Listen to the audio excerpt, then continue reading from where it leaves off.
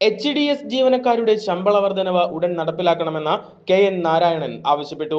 Thrissur government medical college HDS employees congress യോഗം ഉദ്ഘാടനം ചെയ്തുകൊണ്ട് സംസാരിക്കുകയായിരുന്നു INTUC ജില്ലാ വൈസ് പ്രസിഡന്റും യൂണിയൻ പ്രസിഡന്റ് കൂടിയായ KN നാരായണൻ.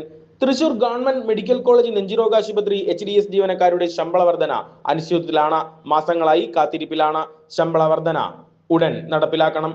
HDS ജീവനക്കാർക്ക് വിരമിക്കൽ ആനുകൂല്യവും ESI EPF ആനുകൂല്യങ്ങളും ഉറപ്പാക്കണം. പുതിയ മെഡിക്കൽ കോളേജ് ആശുപത്രിയിൽ ജീവനക്കാർക്ക് കാഷ്വൽ ലീവും ദേശീയ അവധി ദിവസങ്ങളിൽ ജോലി ചെയ്യുന്നവർക്ക് ഇരട്ടി ശമ്പളവും നൽകാൻ അധികാരികൾ തയ്യാറാകണം. മെഡിക്കൽ കോളേജ് ആശുപത്രിയിൽ എത്തുന്ന പാവപ്പെട്ട രോഗികൾക്കും കൂട്ടിരിപ്പുകാർക്കും സൗജന്യമായി ചൂടുവെള്ളവും മിതമായ നിരക്കിൽ കഞ്ഞിയും ആഹാര പദാർത്ഥങ്ങളും ലഭിക്കുന്നതിനുള്ള സംവിധാനവും ഏർപ്പെടുത്തണം. നിലവിൽ പ്രവർത്തിച്ചുകൊണ്ടിരുന്ന ഇന്ത്യൻ കോഫി ഹൗസ് കെട്ടിടം അനധികൃതമായി രാത്രിയുടെ മറവിൽ പൊളിച്ചതിനു ശേഷം രോഗികളും കൂട്ടിരിപ്പുകാരും ദുരിതത്തിലാണ്. ഇതിന് അടിയന്തര പരിഹാരം അനിവാര്യമാണെന്നും അദ്ദേഹം കൂട്ടിച്ചേർത്തു.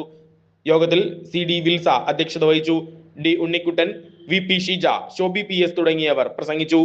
എന്ന് പറഞ്ഞുകൊണ്ട് ഓരോ HDC യോഗം കഴിയുമ്പോൾ നമ്മളിങ്ങനെ പ്രതീക്ഷ വയ്ക്കും. യോഗം കഴിയുമ്പോൾ തീരുമാനമാകാതൊക്കെ തിരിയുന്ന അവസ്ഥയാണ്. എത്ര മാസങ്ങളായി ശരിക്കും പറഞ്ഞാൽ 2023 നൽകിയ ചെറിയ തുച്ഛമായ ഒരു വർധനവിന് തുടർന്ന് പിന്നെ ഒരു വർധനവും ഉണ്ടായിട്ടുണ്ട്. അതുപോലെ തന്നെ ഈ ജീവനക്കാർ ഇപ്പോൾ സർവീസ്